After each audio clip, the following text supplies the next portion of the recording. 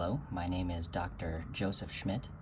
Today I will be subjecting you all to my version of the wonderful world of psychopharmacology. To start, I have nothing to disclose, and as you're about to see, I'm a very visual learner. I'm told that my style of teaching is kind of similar to the sketchy videos online, and I love to draw and find creative ways to remember things. And so this lecture is heavily influenced by Stahl's Psychopharmacology, which is a great book. I recommend getting it if you're interested in psychiatric medications, and Picmonic.com, which is the website that I used when I was in medical school for remembering things.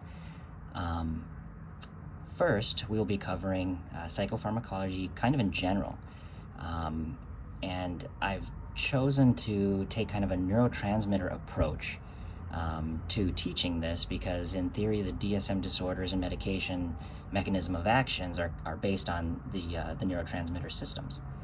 So we're going to go transmitter by transmitter, and we'll start with the pathologies, then go to like the theoretical tracks that link the disorders to the neurotransmitters, and then we're going to identify where medications are theoretically working.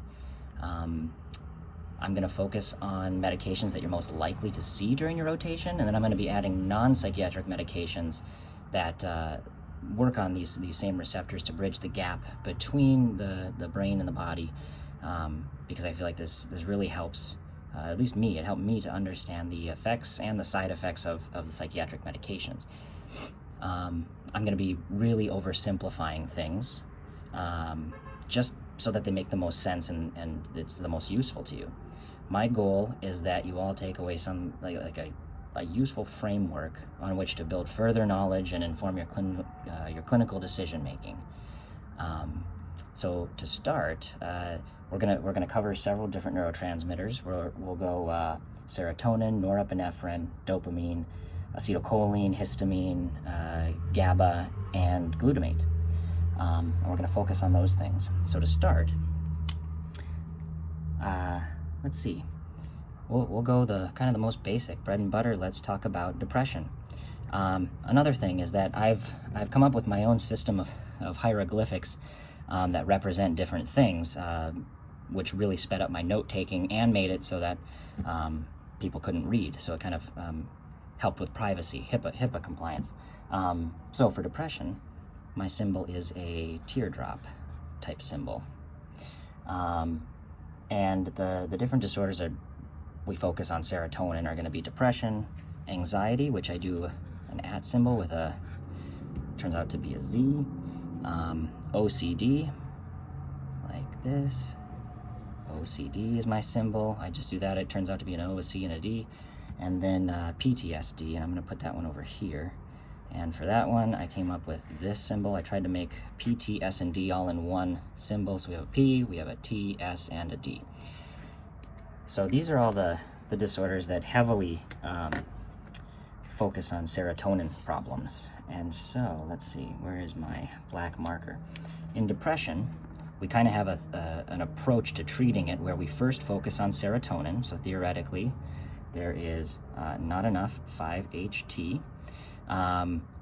But other neurotransmitters are also implicated, and as the depression becomes more resistant, you start targeting other neurotransmitters to help. And so after serotonin, if that doesn't work, we're going to target norepinephrine. And if that doesn't help, we're going to target dopamine. Okay, so those are kind of the theoretical what's going on in depression. In anxiety, it's very similar, very closely linked, and so in anxiety, same idea, not enough 5-HT, and then also not enough norepinephrine. OCD, same idea. We're going to focus mostly on not enough serotonin, and with OCD especially, you have to hit higher doses of your serotonergic medications to get an effect. PTSD, I wrote to the side here because for PTSD, the way I look at it is not enough serotonin, 5-HT, but you also have that hyperarousal, and so I'm going to put too much norepinephrine. So to start off, we're gonna talk about the serotonin tract in the brain. I chose blue for serotonin. So serotonin is largely created in a certain part of the brain that we call the raphe nucleus. And so for this, I like to think of the raphe nucleus as a character. For some reason, my brain went right to Ninja Turtles because there's Raphael, who they call Raph, and so I've just kind of remembered that raphe nucleus as Raph. I'm gonna just draw. Here's our Raph. Boom, boom. Got some eyes. For those of you who aren't familiar with Ninja Turtles, Raphael is the red bandana one. So I'm just gonna color this in red so we remember. So serotonin is gonna be blue. I'm gonna do red so we remember which Ninja Turtle we're talking about, very important. So this is where serotonin is being made. Serotonin is gonna come up into different parts of the brain, and it's going to spit out 5-HT, serotonin. So this is going to be the synapse. We're going to oversimplify and talk about serotonin receptors, and there are a lot of different receptors, and each receptor has subtypes of receptors, and we're going to simplify it to be 5-HT1, 5-HT2, and 5-HT3. Let's see, so these are receptors. Oop, oop. These are just in the brain. And serotonin is going to come out, it's going to go to these different receptors, and then when it agonizes them, it's going to do different things. So I thought it'd be good to first do the tract where we know what happens when serotonin agonizes something. And then we'll introduce medications that may block it. So we're always going to be talking about what happens when you agonize these receptors first. That's the first thing we're going to do. So, one, when you agonize it, it's going to do different things. It's actually going to decrease depression. I'm going to do my little teardrop again. It's going to decrease anxiety, Z. It's going to increase sex drive. And it's going to, it'll actually increase dopamine in parts of the brain. The serotonin 2 receptor is like the exact opposite. So when you agonize this one, you're going to get an increase in depression, an increase in anxiety, a decrease in sex drive, and a decrease in dopamine over here. And so 1 and 2 kind of do the exact opposite of each other. And in addition, there is a subtype receptor of 2 that when you agonize it, it decreases appetite, and so you get a decrease in weight gain. I think it is important to write that this is the subtype of receptor serotonin 2C. I think it's important to say that the one that does dopamine is 2A, and then for the most part, all of these are going to be 1A, so I'm just going to put that there. 3, when you agonize it, you're going to get an increase in GI symptoms, which includes nausea, very rarely vomiting, but you get that stomach upset. So when you increase serotonin, you're going to get this battle for, increase, decrease depression. You're also going to get nausea. Actually, a decrease in weight, which we can talk about in just a minute, and then a lot of sex problems. 5-HT1A actually has presynaptic receptors as well as postsynaptic. The presynaptic ones work as an off switch. So serotonin comes out, goes around, it says, hey, that's enough, it turns itself off.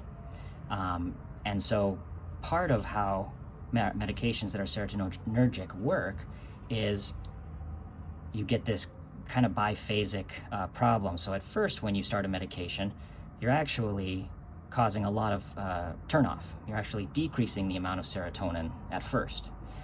Once these presynaptic 5-HT1A receptors are saturated, they start to downregulate. And so once you downregulate them, then you have more serotonin that can go more postsynaptically, and that's when you start to oversaturate these receptors.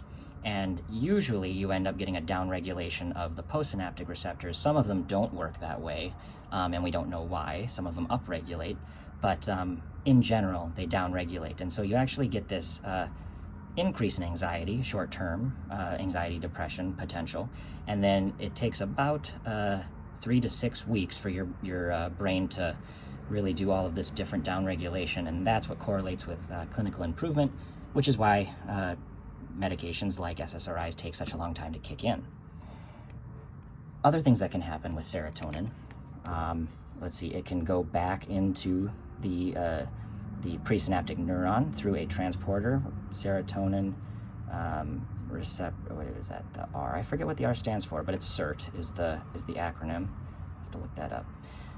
So serotonin can come back into the presynaptic receptor, or excuse me, the presynaptic neuron to be used again.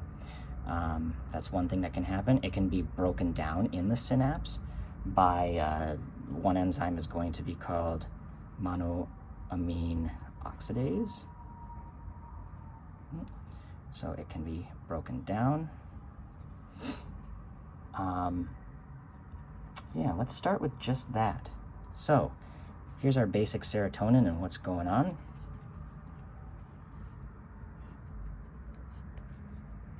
We can start adding some medications in. So the very most basic thing that we can do, whoops, wrong color, is going to be blocking the CERT transporter. And that is going to be with a selective serotonin reuptake inhibitor, or an SSRI. SSRI. So those are going to, oops, I also wanted to use red for that. Those are going to block CERT, which you can't reuptake it. You have more that are going to be hitting the postsynaptic receptors. You will have more that can be broken down by MAOI, but in general, you are increasing the amount of serotonin, or increasing the serotonergic tone, more binding postsynaptically to cause the results that we want. Let's talk about some of the specifics just really quick. The SSRIs that you're most likely to see are going to be fluoxetine, or Prozac. You're going to see escitalopram, which is also Lexapro, and you're likely to see sertraline, which is also called Zoloft. And then I will add, there's other ones, but the other one that I'll add is fluvoxamine. And that's because we do have some providers here that do like that medication a lot. It's a little bit older, and it does have drug interactions, so it's not as favored in general, but I do feel like it's worth mentioning. So these are the ones that you're most likely to see on your services, and they're going to increase serotonin by blocking CERT. So remember, in depression, we want to target this deficit of serotonin. We're going to increase it somehow. Another way we can do it is with by blocking its breakdown, and we're going to use a MAOI, monoamine oxidase inhibitor, and that's going to be things like selegiline. These are really not used a lot anymore because they have such interactions with certain diets, like the soft cheese and those types of things. So I think that's as far as we'll go with that. Let's talk about these postsynaptic receptors. So in general, if you can tell by what happens, the most ideal medication is going to not cause agonism of these two, because here we get increasing or worsening anxiety, depression, and sex problems.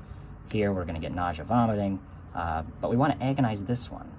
And so we've developed medication that does just that. It's a partial agonist, and that's called buspirone, or Buspar.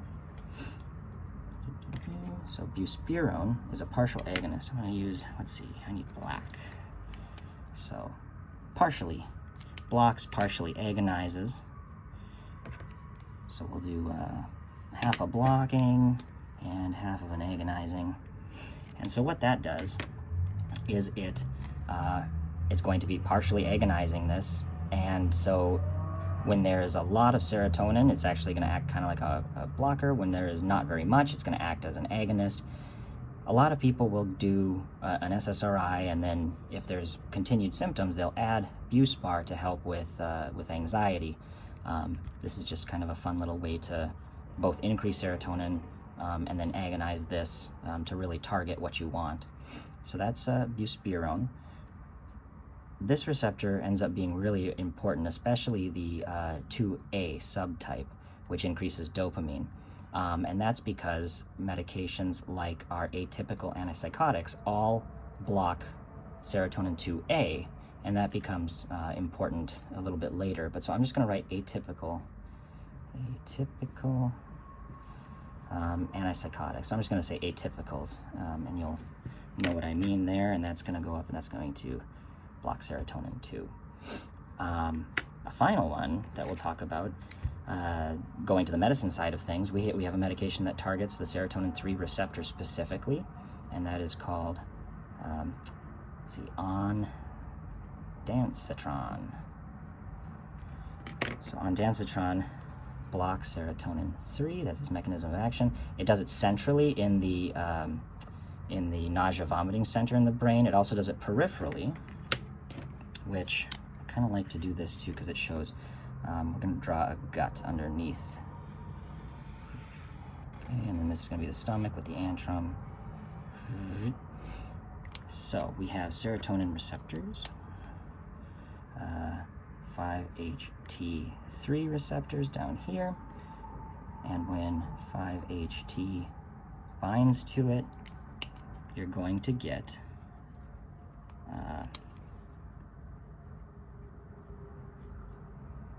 an increase in motility. And so we're going to have ondansetron. Tron is also going to be blocking peripherally to stop the GI stuff and then also stop the central nausea stuff. Okay, I think that's all we can do with serotonin for right now. Let's say that we've started an SSRI in a patient and it's not doing exactly what we want. It's helping a little bit. The next thing we want to do is we want to target norepinephrine. So norepinephrine fits very nicely into this schema. Norepinephrine is created in the locus coeruleus. These are important for test questions. So I just think of it as a locust, like the bug. Pincers, I don't know how many legs they have. I don't know, I'm gonna go with 6 for right now. And then it's got these wings, and then like those kind of see-through ones underneath. We'll give them some eyes. Cool. All right, so we have our locust, and it's creating norepinephrine. It'll come up to different parts of the brain. Norepinephrine and epinephrine are going to be, we can think of it as our sympathetic nervous system. Right, our sympathetics. Okay, so norepinephrine is going to come up into different parts of the brain. Norepinephrine comes out, and it is going to target primarily alpha receptors. So we're going to have alpha 1 and alpha 2. It's also going to hit beta receptors, but in general, if you remember, norepinephrine has a higher affinity for the alphas, while epinephrine has a higher affinity for the betas. So there's some crossover, but we're going to simplify it to just this. So when you agonize alpha 1, you're going to increase blood pressure. A lot of medications target the alpha receptors in order to decrease blood pressure, antihypertensives, so blood pressure. It's also going to have something to do with sleep, and so I'm just going to put nightmares. Nightmares. It's not as simple as you activate it, you get nightmares, but we have a medication that acts here and seems to help with nightmares, so I'm just going to write that there. You're also going to get a little bit of wakefulness, we're going to say, so like wakefulness. Alpha 2, when you agonize it, there's actually 3 subtypes of alpha 2, A, B, and C. And so when you do C, you're going to get decrease in norepinephrine. When you do B, you agonize it, you're going to increase, I'm just going to say awake. And in A, you're going to increase attention. Attention, focus, that kind of thing. Okay, so attention, awake, and C, decrease norepinephrine. we have presynaptic alpha-2 receptors, boom.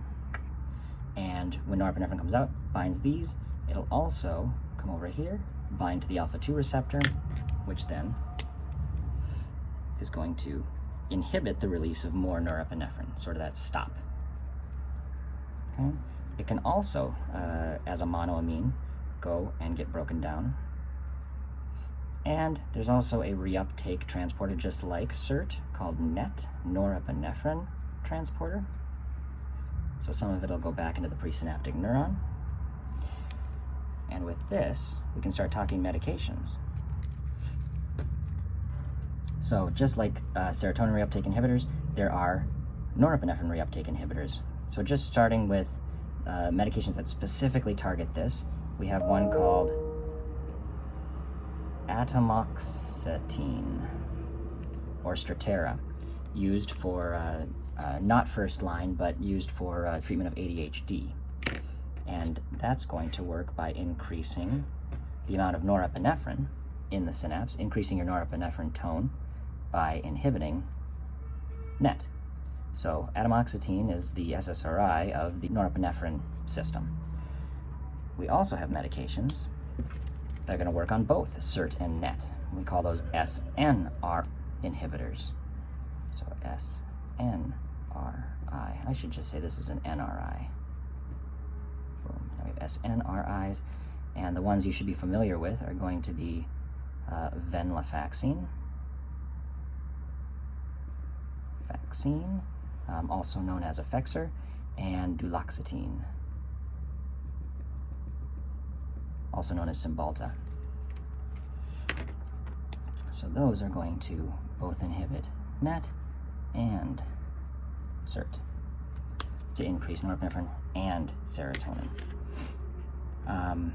Another really important medication here actually requires that we do another little shoot coming off of our locus coeruleus here. It actually goes and synapses directly on the Rafe nucleus. So on our little Raphael here, we're going to say alpha-1 postsynaptic receptors. Norepinephrine comes, it's going to activate this, which causes more serotonin to be released. So norepinephrine increases the amount of serotonin as well. So when you get an increase in norepinephrine, you usually get an increase in serotonin. But we have this off switch presynaptically, just like up here. Some of it's going to come up and bind the presynaptic alpha-2 receptors, which is then going to say, hey, that's enough norepinephrine, boom. We have a medication that blocks specifically that, and we call that mirtazapine. Mirtazapine is one of my favorite medications because of how much of the system it incorporates. And so if you know the mechanism of action of mirtazapine, you know the mechanism of action of a lot of the antidepressants. So mirtazapine is cool because it, where do I put? I'll put it right here. Mirtazapine. So mirtazapine is an alpha-2 blocker. So it is going to block the brakes. So if alpha-2 is the brakes, it's going to cut the brake line. So you no longer have this feedback. It's also going to do it up here. So in general, mirtazapine is going to increase norepinephrine by turning off the brakes. By increasing norepinephrine, it's going to increase the release of serotonin. And so just by doing that, you have this increase in binding to these different postsynaptic receptors, and it's doing so indiscriminately. But the cool thing is that mirtazapine also blocks alpha-1. So I'm just going to do, let's see what's the best way to do this. I'm just going to do like a little star here. So it also is going to block alpha-1, making you sleepy. And it also blocks serotonin 3, so it has some antiemetic properties, and serotonin 2. So mirtazapine increases norepinephrine, it increases serotonin. By blocking this, you are creating sedation. So it makes you tired, so mirtazapine is also great for a sleep med. And over here, we've increased serotonin, going in all directions, but now we're blocking 3 and 2, so we're funneling more towards the antidepression and anxiety, and potentially helping with sexual side effects.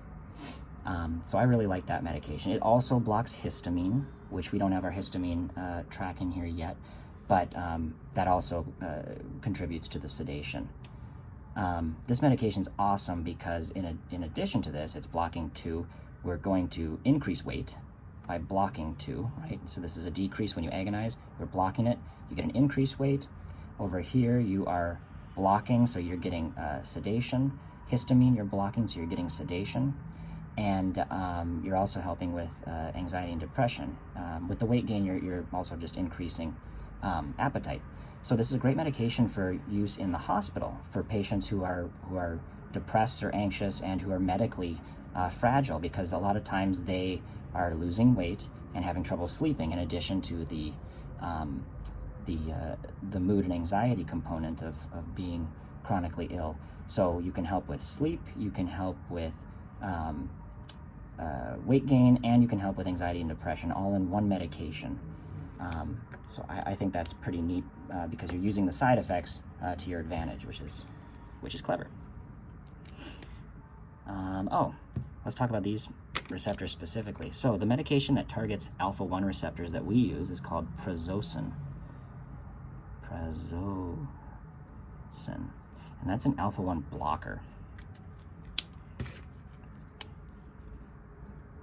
And prazosin is famous for helping with nightmares associated with PTSD.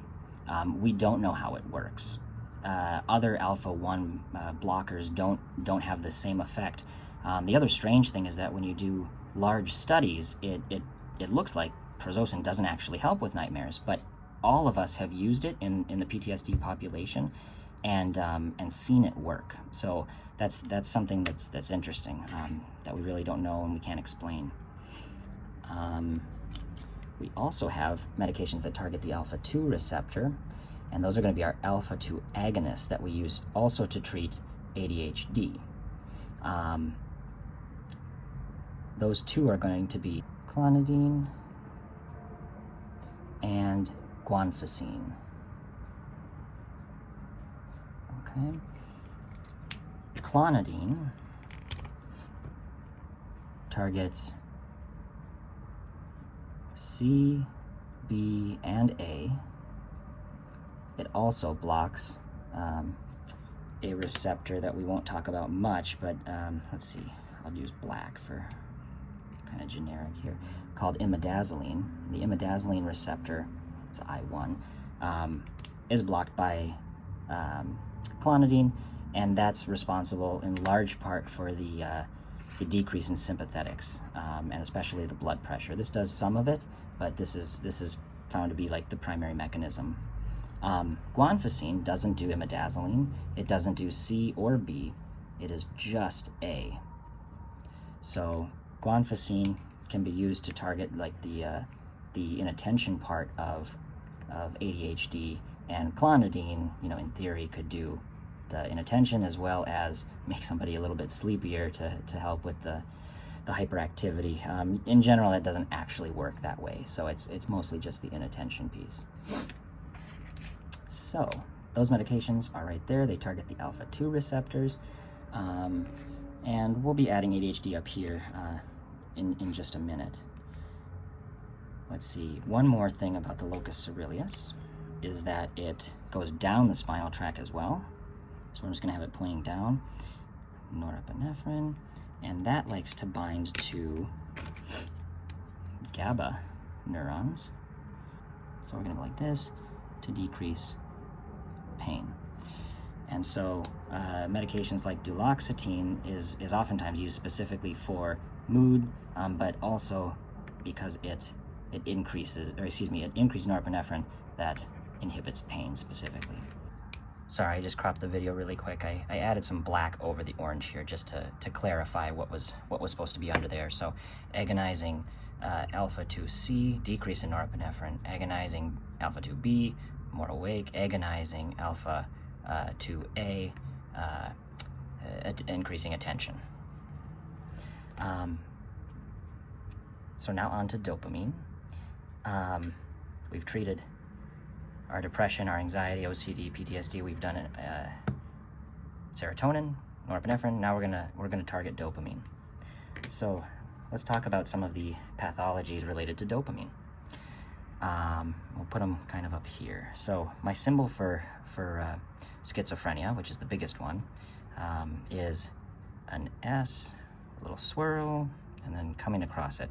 I don't know why. I came up with that one day. So schizophrenia is going to have that. We're also going to have dopamine problems with bipolar disorder. I do a B with ears, specifically mania, which my symbol for that is an M, mania with ears, because it happens in bipolar disorder. And in addition, I'm going to add extrapyramidal symptoms. When you have extrapyramidal symptoms, which we know come from blocking dopamine with antipsychotics, you get EPS, and my symbol for that, which I took from Picmonic, is the X pyramid, extrapyramidal symptoms. In addition to that, we're just going to add Parkinson's here too.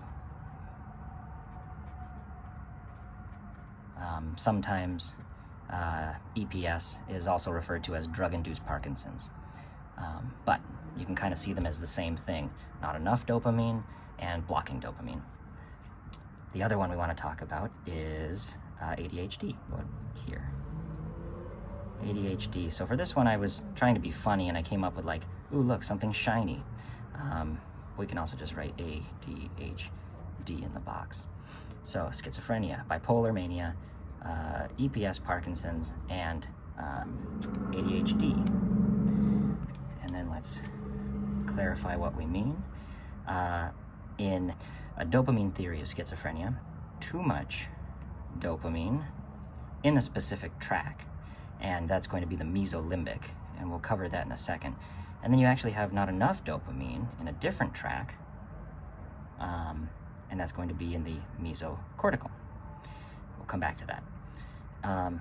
In bipolar disorder, when somebody's manic, you use antipsychotics to help with the mania, and then a mood stabilizer to keep them down. And so we're just going to put too much dopamine here. In reality, it's not that simple, but when you're treating mania, you can kind of sum it up that way. EPS and Parkinson's is going to be the opposite when we overtreat or you don't produce enough, not enough dopamine, and specifically in the nigrostriatal pathway. In addition, ADHD, not enough dopamine and not enough norepinephrine. Reward pathways and arousal, more or less, your sympathetics, not enough. So for this one, I'm going to do a little less simplified because this is something that you're going to want to know. These different tracks come up on tests, and they're good clinically as well. But so I'm just going to draw a very poor outline of a brain. Okay, and pons down the brainstem, and then right here we're going to have the pituitary gland. There are 4 different pathways to know about, and they originate in 3 different places. Those 3 different places are like the primary areas where dopamine is created, and they're the most clinically relevant. So 2 of them are going to be involved in schizophrenia, and then 2 of them are going to explain the side effects of our medications. In schizophrenia, the theory is that in your ventral tegmental area, in your midbrain, so I'm going to do a vent, and it's going to have a little price tag on it, ventral tegmental area, VTA, you are going to have 2 tracks coming out of it. The one track is going to start in the VTA. It's going to end up in the striatum. And so I'm going to put the striatum roughly here. And the striatum is, there's a dorsal and a ventral side. The dorsal side is the part, if you remember your Parkinson's lectures, that's like the putamen and the caudate, and then the ventral side is called the nucleus accumbens. And so with a little bit of wordplay, in my mind, I thought the nucleus accumbens really sounds a lot like nuclear cucumber. I don't know if you guys will share that thought with me, but I'm going to draw a little picture of a cucumber, and of course it's got a nuclear sign. Kind of want it to be green too. All right, nuclear cucumber, the nucleus accumbens. my hope is that wordplay will work for you guys like it did for me. Just building associations will help with getting these things right on tests. And then because this thing's called the striatum, I'm going to striate it. The VTA, it sends a projection to the nucleus accumbens. So we're going like this. It's going to spit out dopamine. The nucleus accumbens is going to have all kinds of dopamine receptors. The biggest one we want to know about is D2. Okay, so dopamine attaches to D2 and does all kinds of things. Primarily in this pathway, which is named, not quite intuitively, but the VTA is in the midbrain. The Latin base is meso for midbrain. So it's going to go from the midbrain to the nucleus accumbens, which is in the limbic system, part of it. And so it's the mesolimbic pathway. The way that I remember this, and it stuck with me, is I was trying to come up with a clever way to remember it, and I thought of a tree limb. So we're just going to turn this little pathway into a tree limb. Okay, and then on this tree limb, we're going to have a nice cup of miso soup. Okay, and miso soup always has little chives, I think, floating in it. So we have the miso soup tree limb, mesolimbic system, tract, sorry. So dopamine comes up, and what it's going to do is it's more or less the seeking pathway. If you do addiction medicine, you'll learn about the seeking pathway. That's what this is, and then it's linked to the reward pathway. So I'm going to go ahead and put a little picture of like a trophy to show like reward, maybe like a trophy cup. And let's color that in, make it yellow. So the reward pathway, and then I say seeking like it's what drives you to just do things, you know, when you maybe don't even necessarily have a goal. It's what gets you up, gets you going. Very, very influenced in addiction, because not only is it linked to the pathway for reinforcing things with pleasure and reward, but it takes over that pathway that just makes you do things. Very important to survival, but it gets hijacked in addiction. So let's see, reward system. Let's do the other one. So the other one that starts here, the tract, is going to go this way. We're going to cross over another one, so we'll just kind of dot it. And it's going to go to the, let's see, like the orbital frontal cortex, and then it's going to go up to the dorsolateral prefrontal cortex. And so I'm going to add just a dorsal fin. That comes up on tests, and it's just something to remember. Dorsal lateral. So I have a D, an L, P, F, C. So dopamine here, and there'll be dopamine there. This pathway is heavily related to cognition. You know, the cortex. So we're going to do a little symbol for a cogwheel, which is also from Picmonic. Not a super stretch there, but I want to give them credit where it's due. I'm going to do it yellow as well, just to show the contrast between this one and the reward pathway. So cognition. And this one starts in the midbrain, so it's going to start with meso, and then it goes to the cortex. This one's a little bit easier. It's the mesocortex, mesocortical tract. And so for this one, I came up with, well, let's do another bowl of miso soup. Little chives. And then cortical. I thought, you know, how about just like a courtroom, and what would that look like? It'd be like a gavel. So I just kind of make a little gavel here. I think I can make that brown to contrast with the tree limb as well. Okay, so we have the mesolimbic, mesocortical. In schizophrenia, like that, too much dopamine in the mesolimbic pathway, which gives you your positive symptoms of schizophrenia. And that's going to be, here, I'll do a little positive sign here. Okay, and we'll add a little green. Hopefully this doesn't get too smashed.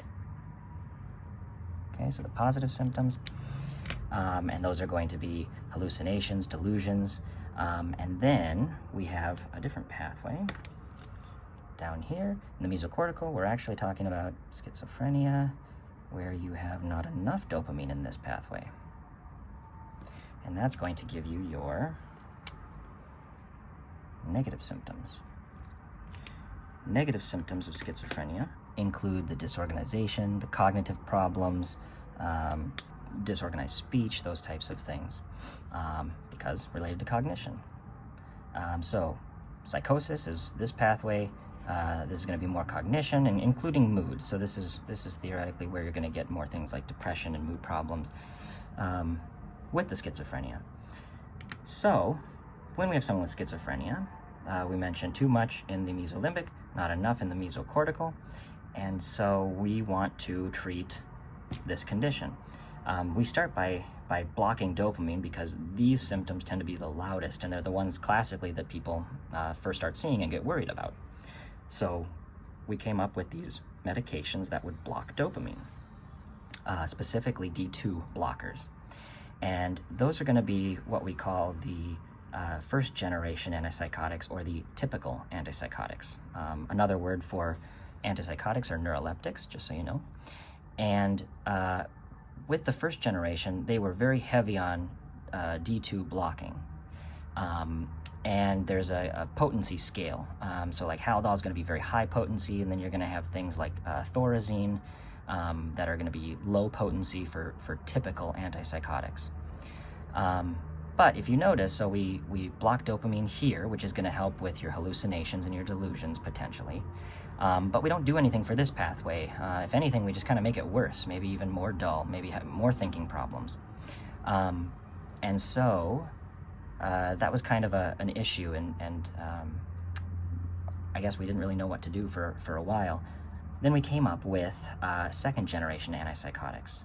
And second generation antipsychotics, things like Abilify, olanzapine, Clozaril, Seroquel, risperidone, Ziprasidone. These medications all block dopamine. They're less potent than the first generation, but they also block 5-HT2A, so serotonin 2A receptors, which has a dopamine increasing downstream effect. So if you look back over here, we mentioned that the A receptor actually increases dopamine.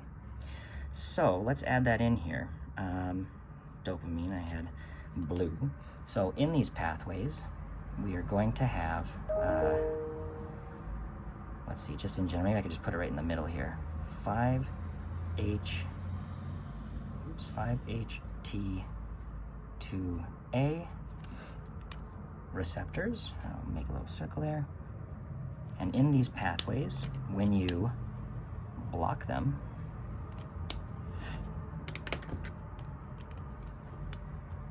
you end up with an increase in dopamine.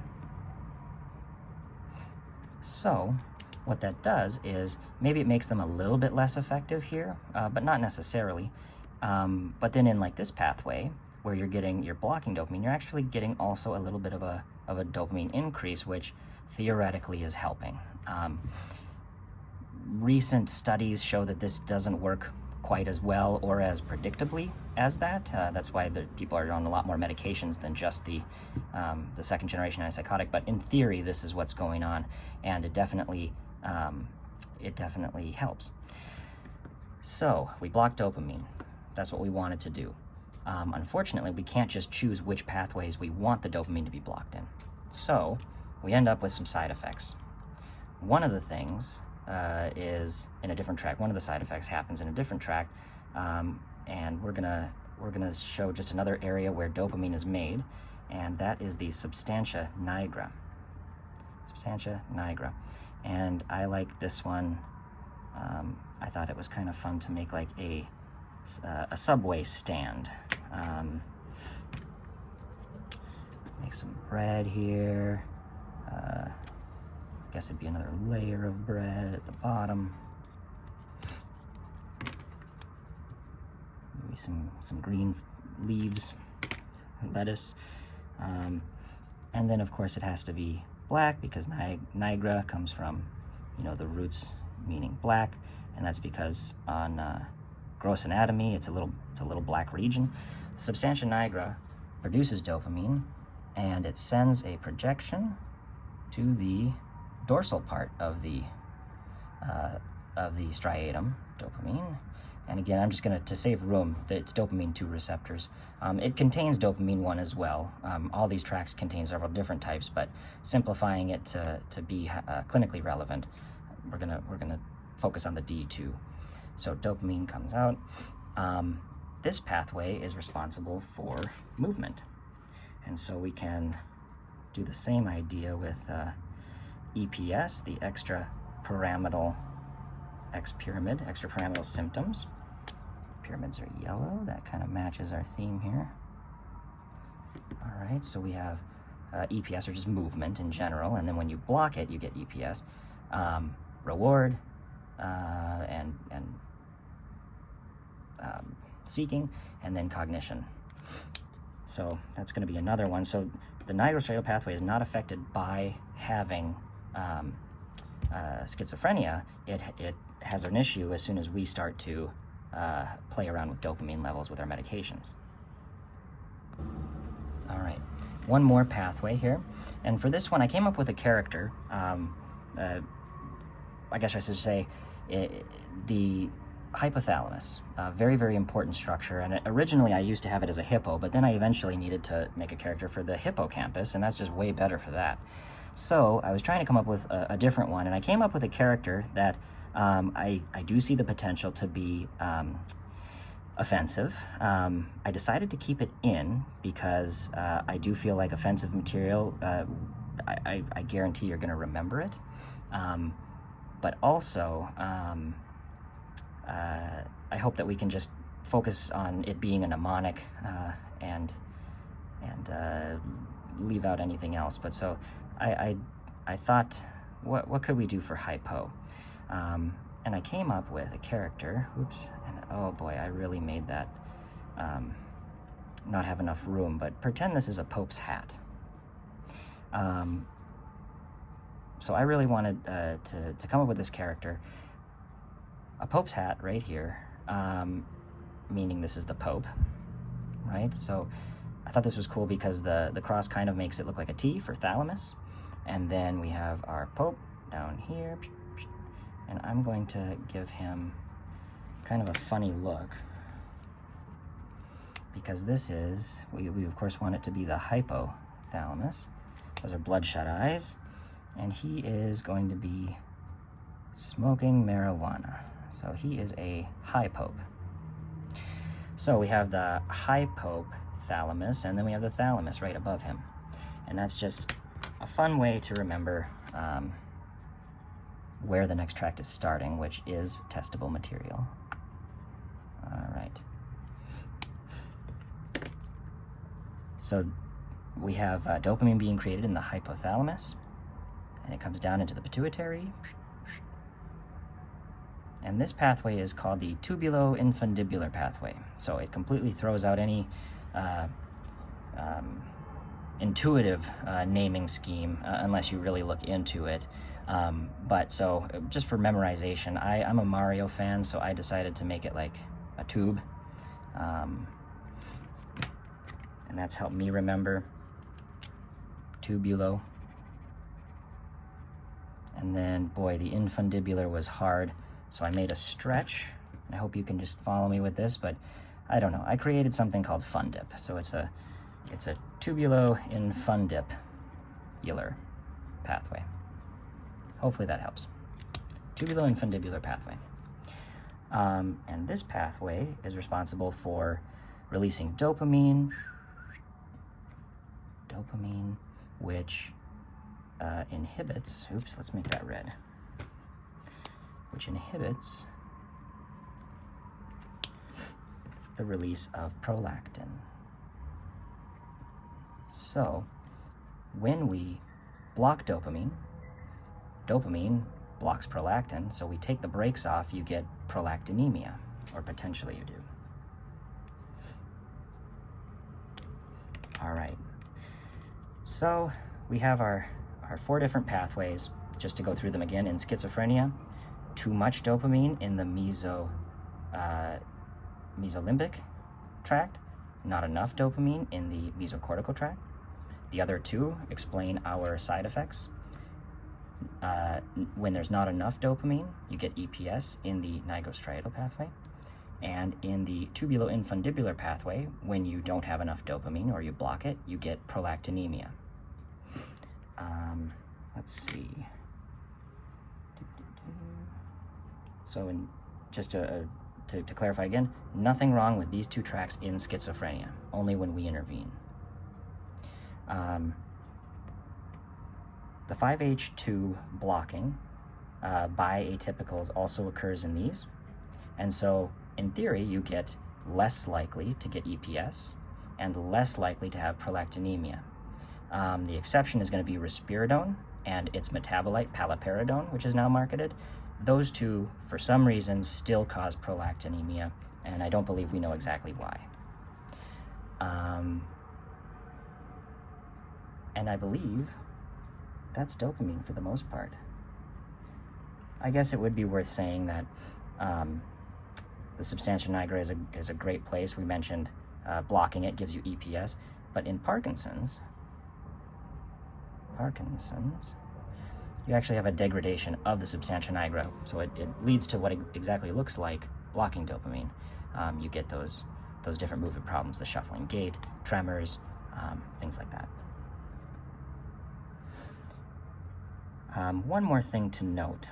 So if we say these 3 different nucleuses that are creating dopamine, we say is just represented by another, let's say, just a nucleus here, right next to norepinephrine. Goes up into these various places in the brain, releases dopamine, and then the only one we're going to focus on is D2. And we've covered what happens there. I think it's worth noting that just like SERT and NET, we have another one transporter called DAT, the dopamine transporter, which does the same thing. Dopamine is a monoamine, so it can be broken down by monoamine oxidase. Peripherally, we have a different enzyme that breaks it down called COMT, COMT. And if you remember, we have medications that target that to help with Parkinson's. If you're breaking down dopamine peripherally, that means less dopamine gets back to the brain. So you're going to want to stop the breakdown of dopamine peripherally. And that's what you can use with a COMT inhibitor. Those are going to be tolcapone and tolcapone and entacapone, I believe is how you pronounce it. I've never used those medications though. So I put this here because I think it's worth saying that we do have medications that block dopamine transporter in addition to the norepinephrine and SERT. I just wanted to put it next to these so that you could kind of see that. To make it easier to see, we're gonna kind of digress up here. So if we have a medication like, if we have a transporter, SERT, circle it. We have, where's my orange here? We have NET, and we have DAT.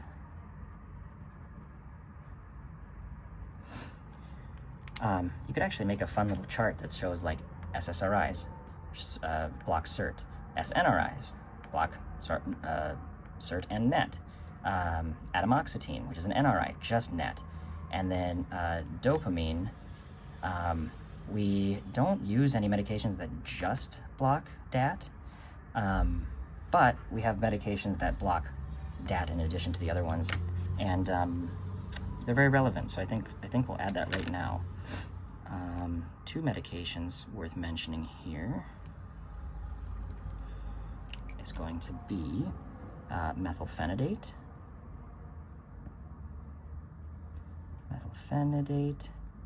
or Ritalin, and then up here we're going to have Adderall, which is also dextro amphetamine. Sorry, I kind of scrunched it in there. These actually work in just slightly different ways in the treatment of ADHD, and I think it's worth mentioning. So, methylphenidate is actually an NDRI. So it blocks NET and DAT, so increases norepinephrine and dopamine in the brain to give you more pleasure, reward, and then more arousal, awakeness. While that's just blocking those two, Adderall, or dextroamphetamine, is actually an SNDRI. So it blocks all three, increasing not just the catecholamines, but all the monoamines. And in addition to this, it actually goes and it binds these and then reverses them. So instead of just blocking so it can't reuptake them, it actually makes it so it starts spitting out what has already been reuptaken. So you get like a huge increase in serotonin, norepinephrine, and dopamine. And that explains just a little bit more why this not only is a little bit more addictive, potentially, but also why you tend to get more side effects with the amphetamine class of stimulant. I guess it's worth mentioning that dopamine acts very much like cocaine, as well as Molly.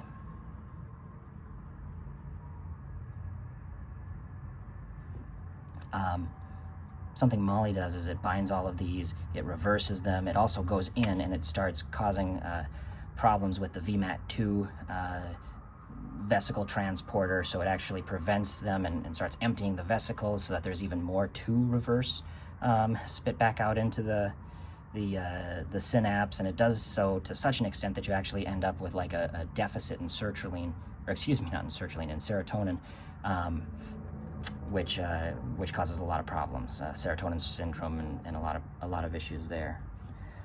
And then methylphenidate actually works very, very similarly to bupropion.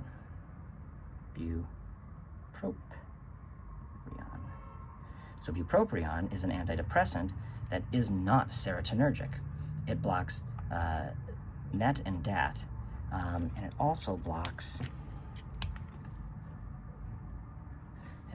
another receptor. Let me see here, which is going to be green. It's going to be nicotine. So it blocks a nicotine receptor, which makes it useful for antidepressant qualities as well as nicotine cessation. So in addition to talking about nicotine, which is agonized by acetylcholine actually is very important to this pathway as well. In your studies, you've probably noticed that people oftentimes use an anticholinergic to help with EPS symptoms or to prevent them. And there's an interesting way to look at this, and it's more complex than this, but this works just as good. But you actually have this like balance. So I'm just going to do like a little scale here. You have literally a balance of dopaminergic and cholinergic tone. So let's just put dopamine here and acetylcholine.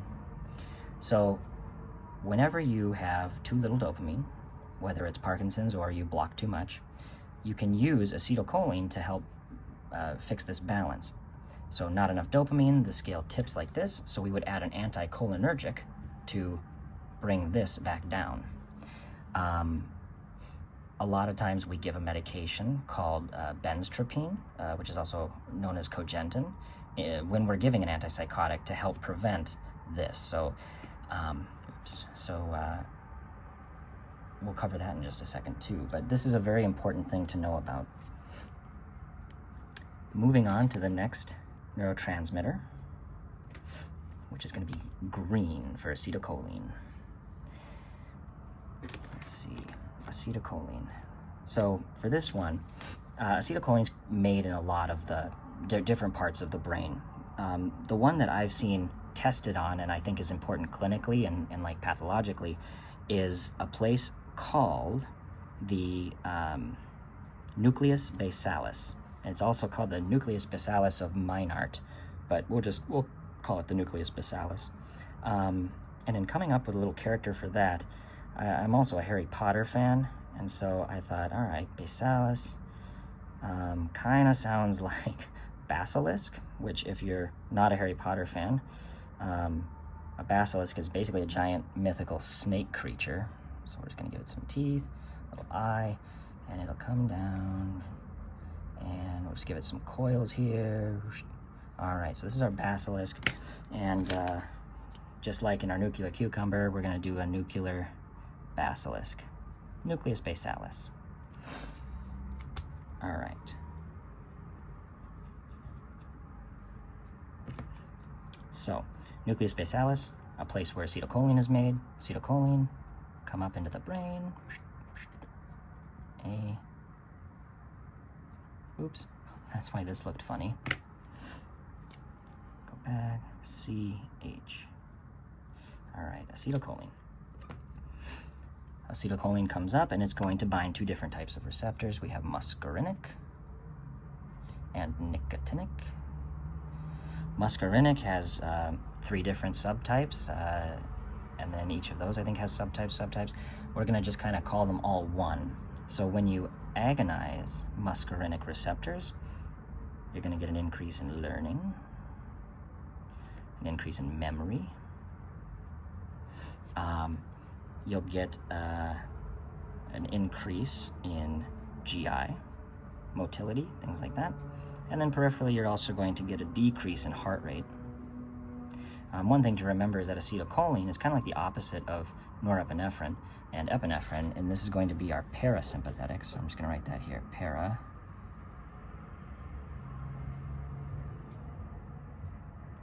Our parasympathetics is acetylcholine. So that's when you agonize it. On the nicotinic side of things, we'll just focus on the ones relevant to psychiatry, which is going to be increasing dopamine. It's directly related to this pathway, the mesolimbic, so it's also linked to an increase in reward, which is partially why it's so addictive. Just like having monoamine oxidase, we can have acetylcholine get broken down in the synapse by acetylcholine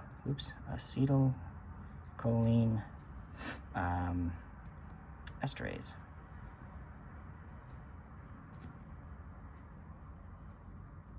So acetylcholine can go right here, get broken down, and we of course have acetylcholine esterase inhibitors to increase the amount of acetylcholine, oftentimes used in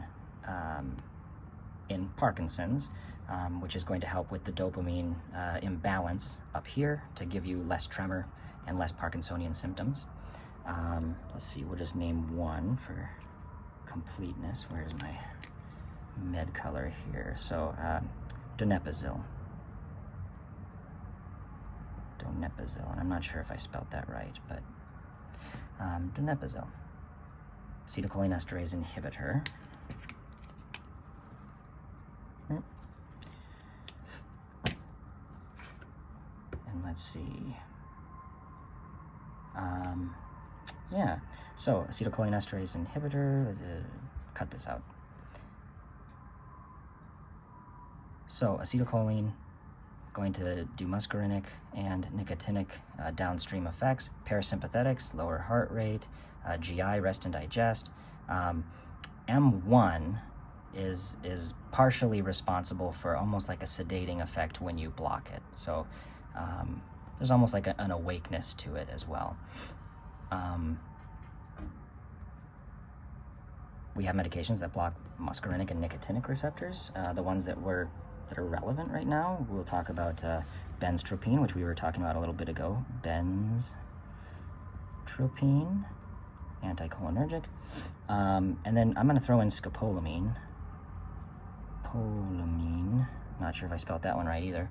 But those are both antimuscarinics that are used pretty commonly. Here's my... All right, so blocking. So benztropine, also called cogentin, that's one that's used a lot for preventing EPS. Scopolamine is one that a lot of times we use to treat motion sickness. And so there's the memory and the learning part of this, and it has a lot to do with like the memory, spatial memory, spatial awareness, that kind of thing.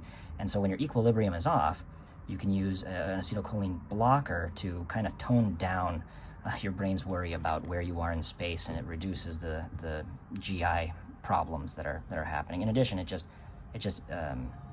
decreases your GI motility as well when you block it to help kind of settle things down. If we go to the nicotinic receptors, it's of course going to be something that helps us with nicotine cessation.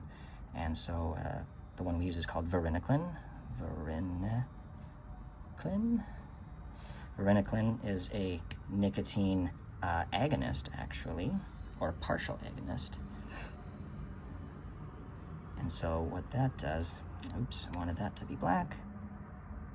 It's going to have a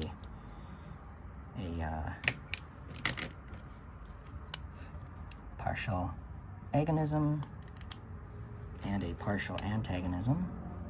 And so this gives you more or less a nicotine replacement. It causes the effect of it without having to smoke, and it's a partial agonist, so it doesn't give you as much as you might you would get with smoking.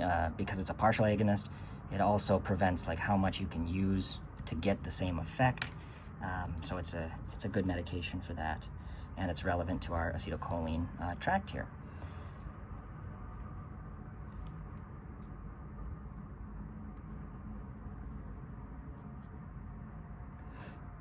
It might be worth adding in here down onto to our gut M3. This receptor, when acetylcholine agonizes it, we're going to get, oops, keep it the same color. We're going to get an increase in GI. So it's kind of similar to serotonin. And then I also forgot to add, when we talked about dopamine 2 receptors in the gut. When you agonize these receptors, you're actually going to get a decrease in gut motility. I'm using GI and motility interchangeably. And we have a medication for that too, which is kind of a cool realization, and partially relevant too. We use a medication called metoclopramide.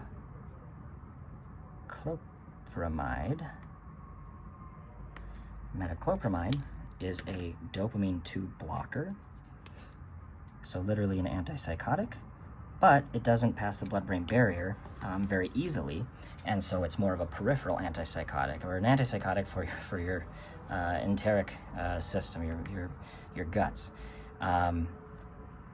We use it when we want to actually increase gut motility, so it's used for things like gastroparesis, post-surgery, that kind of stuff. But it's cool because, or cool to know, because some does still cross the blood-brain barrier. And so if you have a patient who's on an antipsychotic and then they get metoclopramide, you can actually induce these different side effects, prolactin or EPS symptoms. And I've actually seen that a few times, which is kind of neat. Not for the patient, but just from an academic standpoint. In addition to this, just while we're talking about the gut, the locus coeruleus, in addition to the pain, decreasing functions, where's my orange? We'll link it in here too. So it goes and it projects norepinephrine onto, let me see,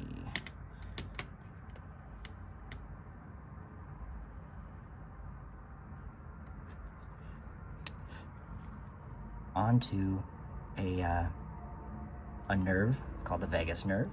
The vagus nerve goes down, spits out acetylcholine,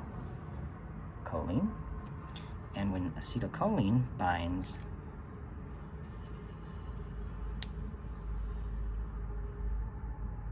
to M3, you're going to get an increase in GI motility. But that means that, let's see, I forgot about putting a little alpha 1 receptor here, and then you're going to have the alpha 2s over here. So when you increase norepinephrine, norepinephrine actually has an inhibiting effect. So when it binds alpha 1 receptors on the vagus nerve, you're going to get a decrease in acetylcholine. So if acetylcholine causes increased GI, increasing norepinephrine has the opposite effect because it prevents it. So it's kind of neat to see that norepinephrine and dopamine are going to decrease GI, and then serotonin and acetylcholine are going to increase it. So the catecholamines kind of have a similar action, and that's probably because they look similar. Let's move on to the pathologies associated with acetylcholine.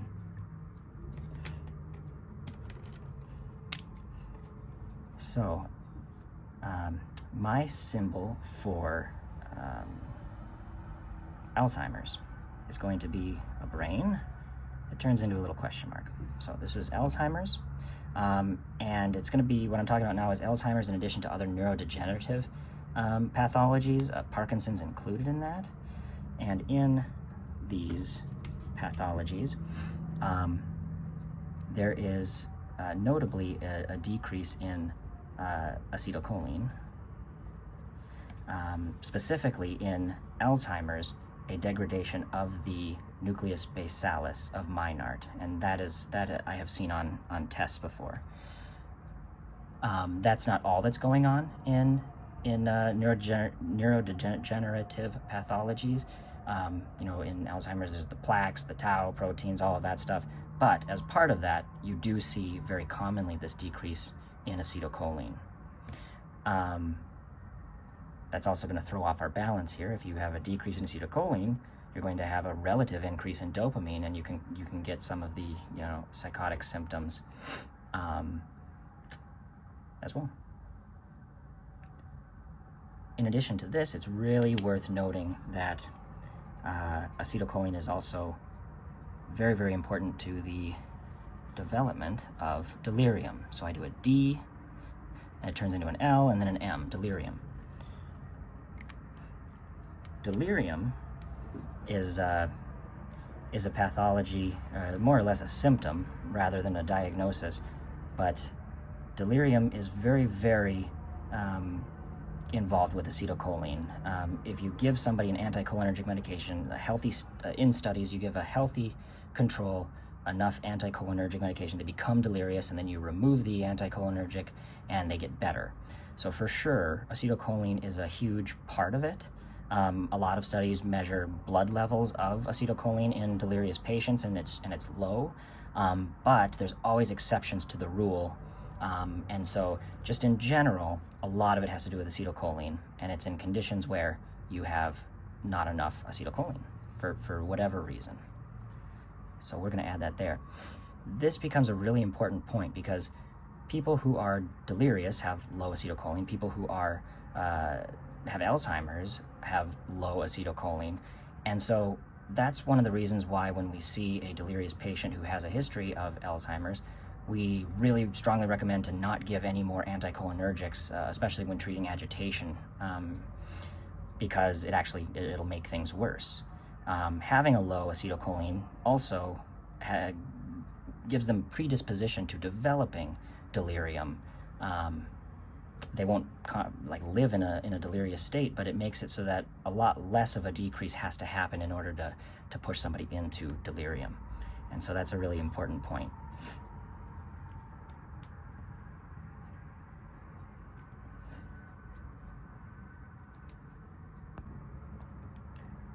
I suppose it'd also be a good idea to put the bupropion.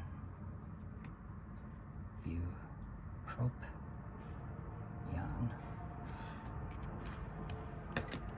is also just a straight up blocker of the nicotine receptor. I'm also noticing, before we go too far ahead, that there were a few other medications in the dopamine track that I didn't get to. I think it's important to note that in the treatment of restless leg syndrome, we use two medications. One of them is called, let's see, ropinirole, and the other one is called pramipixole. And both of those are dopamine 2 blockers, which, I don't know, I'll just have it kind of pointing right here. Or excuse me. These are not blockers, they are agonists. And so when you use these, they're going to be agonizing dopamine 2 and to some extent dopamine 1 to treat restless leg. It's interesting because it's theoretically working in the nigrostriatal pathway, which when you have a decrease in dopamine, like with a dopamine blocker or in Parkinson's, you end up with movement, and specifically with the medications, you get something like akathisia. And so it's been noted that restless leg is almost like having akathisia without being on an antipsychotic. And so we do something to agonize the dopamine instead of block it, and that helps with restless leg syndrome.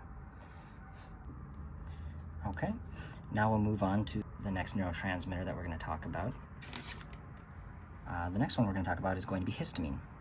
So histamine is created in the nucleus represented by our hypothalamus or hypothalamus. So I'm going to go ahead and draw another one of him, keeping in mind that this is actually the same place, but we'll put it right here. Boom. Oops, that's not the right color. I wanted black. Too many colors. Black. And he's going to be wearing an actual Pope hat that actually looks like one, as opposed to that one. We'll make him really high over here. He kind of looks a little paranoid, actually. And so our hypothalamus is over here. I want to give him skin color to match the other one.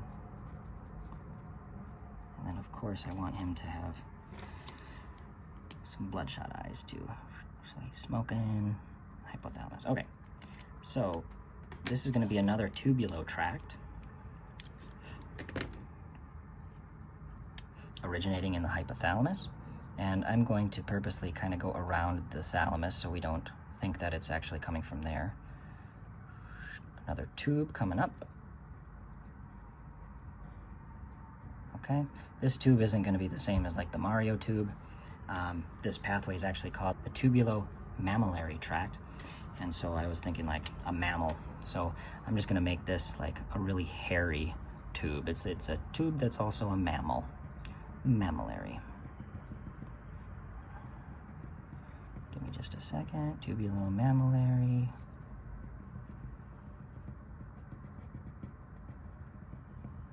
Okay. Tubulomammillary tract.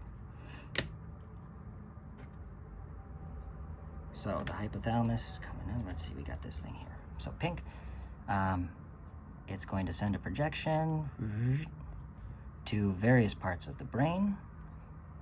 And I don't know if you knew this yet, but histamine is synonymous with our like on switch.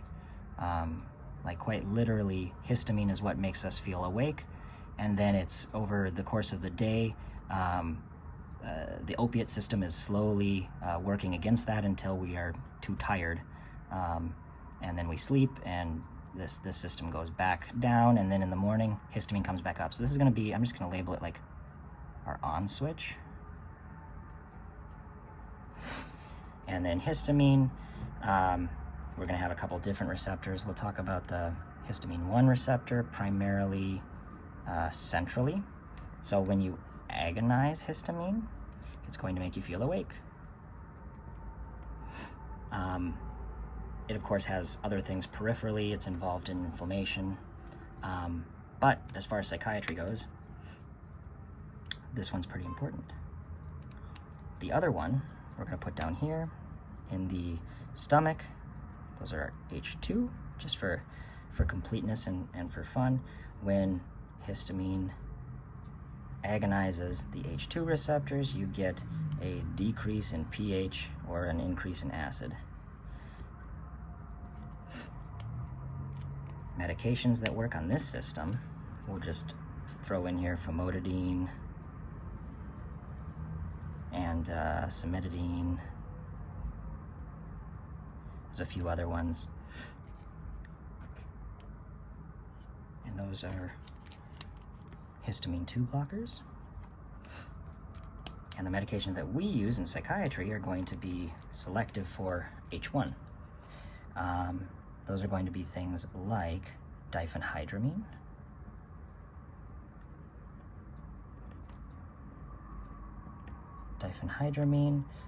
also known as Benadryl, and hydroxyzine.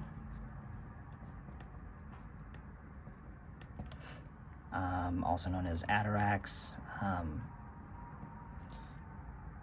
and these are going to be blockers, histamine 1 blockers, which help with anxiety primarily by making you less sleepy, less awake by making you sleepy. They kind of fatigue you. So hydroxyzine is used to treat anxiety, acute anxiety, and then Benadryl can also be, and then of course you see both of these being used for sleep as well, because it turns off your on switch. Another one to note that I think is really neat is doxepin.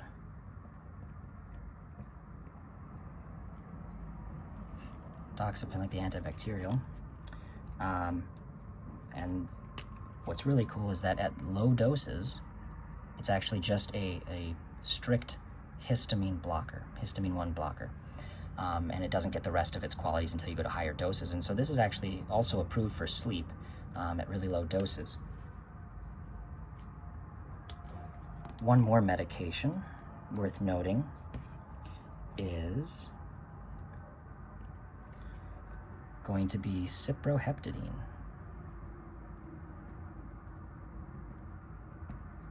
Cyproheptadine is also a histamine 1 blocker, but it also blocks serotonin 5-HT1 and 2 receptors. And so we do use it in serotonin syndrome and in serotonergic medication overdose. All right, the last 2 neurotransmitters that I wanted to cover were GABA and glutamate. And because GABA and glutamate are like so widely dispersed throughout the brain, there isn't just one track to put down, but they can be thought of in general as excitatory or inhibitory.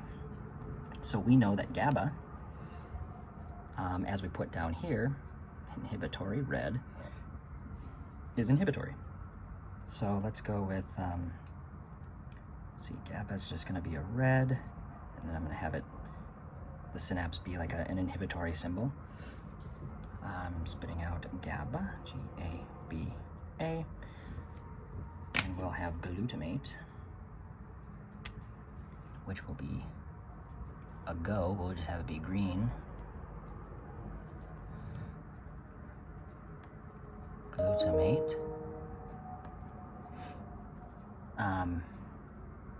Coming out, so we have inhibitory and excitatory, and those are just going to bind to your generic neuron, whatever that might be.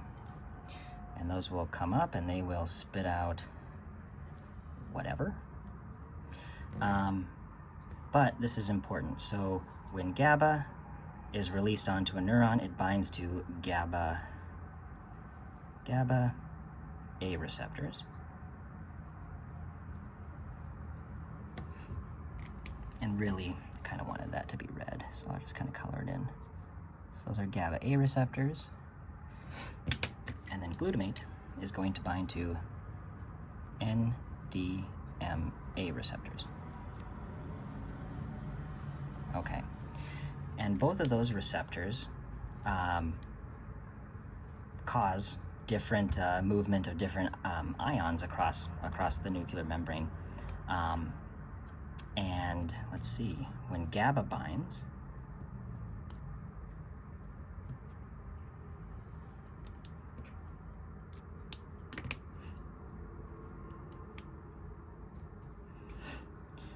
GABA is linked to a chloride channel, and so you're going to end up with when it is agonized, you're going to end up with an influx of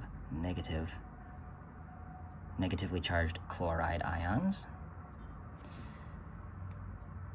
When you agonize the NMDA receptor, depending on the formation of it, you are going to cause the influx of sodium, Na+, or calcium, Ca2+. And so if you remember, grab another paper here, just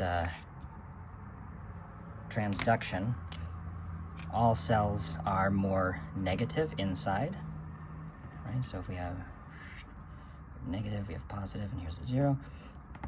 Cells are negative on the inside, and when a signal comes along, it gets more and more positive, and then it hits 0, and then it shoots up, and then you have, you know, the different things happening to restabilize and bring it back down, getting ready for the next, I guess, hyperpolarization, and then it gets ready for the next thing. So when you add positive charge to the inside, like through sodium or calcium, you're going to make it more positive, which increases the likelihood of hitting that point where it goes off. So it increases the likelihood of signal transduction. When you add a negative ion or cation like chloride, you are actually making it more negative, so it's harder to get enough positive charge to cause the signal to go down the rest of the neuron. So negative charge makes it less likely to fire, positive charge makes it more likely to fire. And that's what's going on with these. So inhibiting and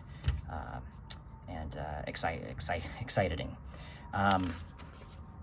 That's a really important thing to note, because several of our different areas of the brain have these different receptors on them. Glutamate is easy. Wherever the receptors are, it's just making that thing happen more. With GABA, we're going to have GABA, GABA A receptors on our Rafe nucleus. We're also going to have GABA receptors, GABA, on our locus coeruleus. And so when GABA binds, you get an inhibition of serotonin release, you get an inhibition of norepinephrine release, and that's really important for GABAergic medications, like, well, all the medications that bind to the GABA receptor, which is going to be things like benzodiazepines,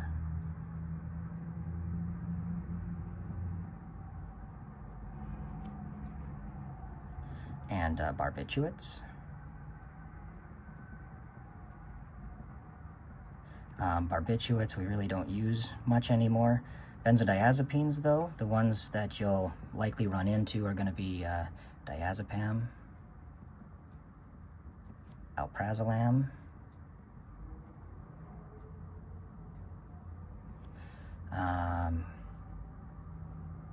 chlordiazepoxide,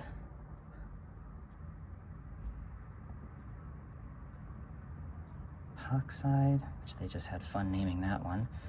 And then how about clonazepam?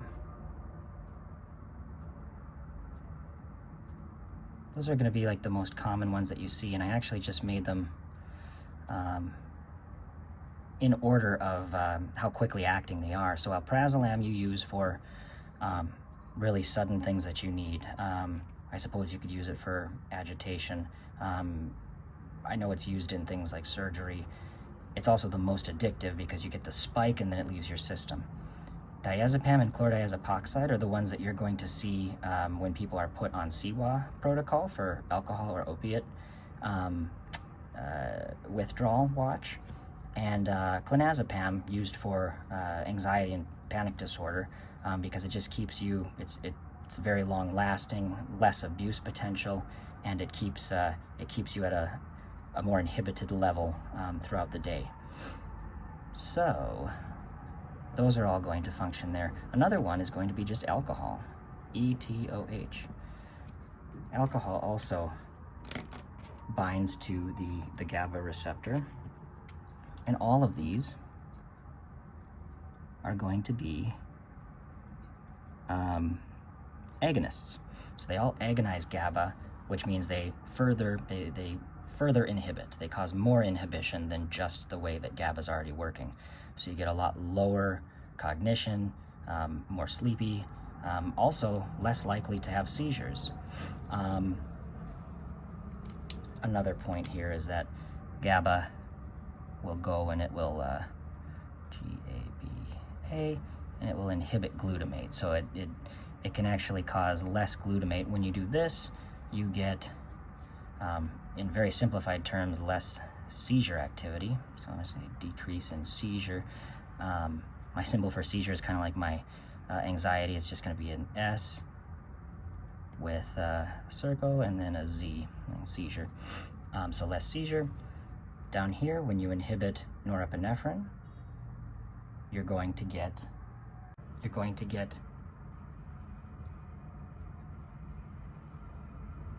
more sedation because you're turning off your sympathetics. So this can be used for sleep. And when you inhibit serotonin with GABA, you actually decrease anxiety. So things that are GABAergic, like alcohol, benzos, things like that, they decrease your amount of serotonin, which, remember, serotonin in the short term is actually anxiety producing. Chronically, it starts to decrease anxiety because it has to do with the amount of receptors. So GABA medications, alcohol, barbiturates, benzos, they help by decreasing seizures, making you more sleepy, and decreasing anxiety, at least short term. If we go on the other side of things, glutamate, medication like, S-ketamine, which is an NMDA agonist,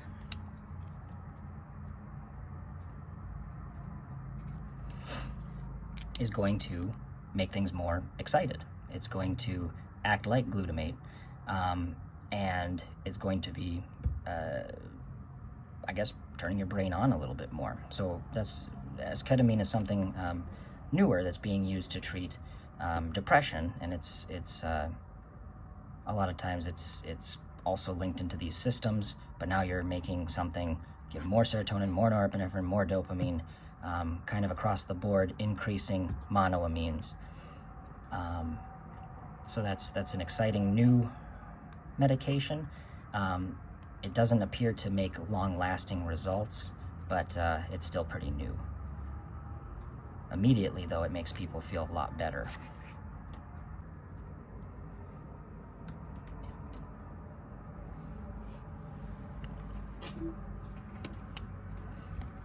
Another thing I'd like to mention is that, kind of going with this theme of either enhancing or inhibiting the voltage going down, the axon to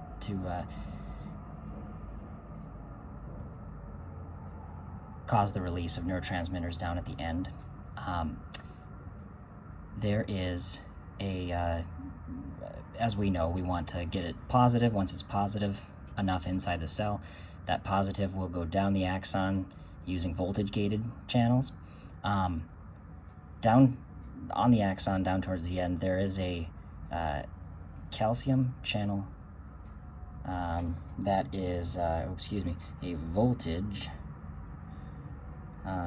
gated calcium channel. And this channel is responsible for, when that signal comes down, the voltage causes it to influx calcium, Ca2+.